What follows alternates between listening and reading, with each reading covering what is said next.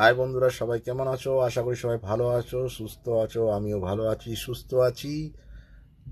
একটা দুঃখের খবর যেটা কালকে আমি পেয়েছি, তোমাদের সাথে শেয়ার করছি। আশা করি তোমরাও জানো, যেহেতু মিডিয়াতে এটা আলোচনা চলছে। আমাদের মেগা স্টার সালমান খানের বাবা গুরুতর অসুস্থ, হাসপাতালে অ্যাডমিট রয়েছে, আইসিইউতে রয়েছে। তো সবাই সালমান খানের বাবার জন্য, যে যে ধর্মেরই আছো, সবাই তার বাবার জন্য প্রার্থনা করো। এই রোজা পড়ছে, রোজার মাসে সে বাবা যেন সুস্থ হয়ে তাড়াতাড়ি বাড়ি ফিরে আসে। কেন, বাবা একটা এরকম জিনিস, আমরা হয়তো সবাই বেশি মাকেই ভালোবাসি।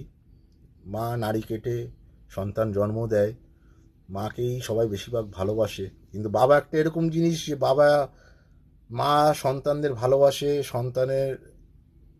সন্তানরাও মাকে ভালোবাসে। কিন্তু মা একটা এরকম জিনিস যে মা নারী কেটে জন্ম দেয়, সন্তানের সবসময় ভালো চায়। কিন্তু বাবা একটা এরকম জিনিস যেটা আমরা ভুলে যাই।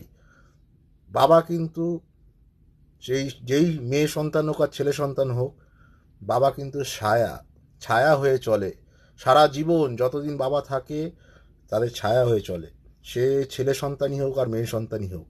আমরা এটা ভুলে যাই যে বাবা থাকলে পাশে যে কতটা জোর, কতটা সাহস, বিশেষ করে ছেলেদের জন্য, সেটা আমরা কিন্তু বুঝতে পারি না। তা বাবাকে, ও যতটা তোমরা মাকে শ্রদ্ধা ভালোবাসা করো, বাবাকেও সেটাই তোমরা কিন্তু করো। মা বাবার উপরে কিন্তু আর কেউ হয় না। ভগবানের পরে যদি কেউ থেকে থাকে, সে হয়েছে একমাত্র পৃথিবীতে নিজের আপন মা বাবাই।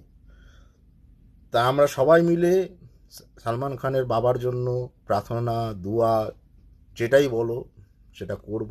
যে যে ধর্মে আছি, তার বাবা যেন সুস্থ হয়ে তাড়াতাড়ি বাড়ি ফিরে আসে।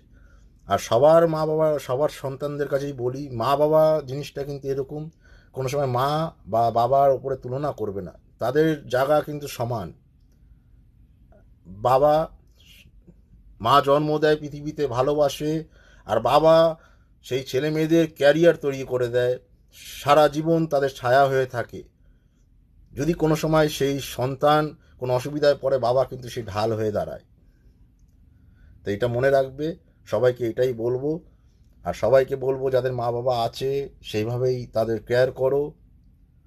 মনে রাখবে, মা বাবা ছাড়া কিন্তু জীবনে কেউ আপন হয় না।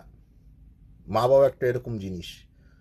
আর যাদের মা বাবা নেই, তাদের জন্য প্রার্থনা করি, তারা যদি কোনো ভুল করে থাকো, তারা বেঁচে থাকাকালীন সেই ক্ষমা প্রাপ্তি নেবে ভগবানের কাছ দিয়ে।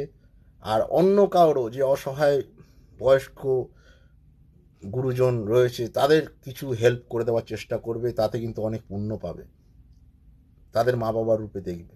আর যাদের মা বাবা আছে, মূল্য দাও, শ্রদ্ধা করো। মা বাবা জিনিসটা এরকমই, বাবাকেও শ্রদ্ধা করো। ভালো থাকো, সবাই সুস্থ থাকো, আবার দেখা হবে। সবাই প্রার্থনা করো যেন সালমান খানের বাবা খুব শীঘ্রই ঘরে ফিরে আসে, এটাই প্রার্থনা করি।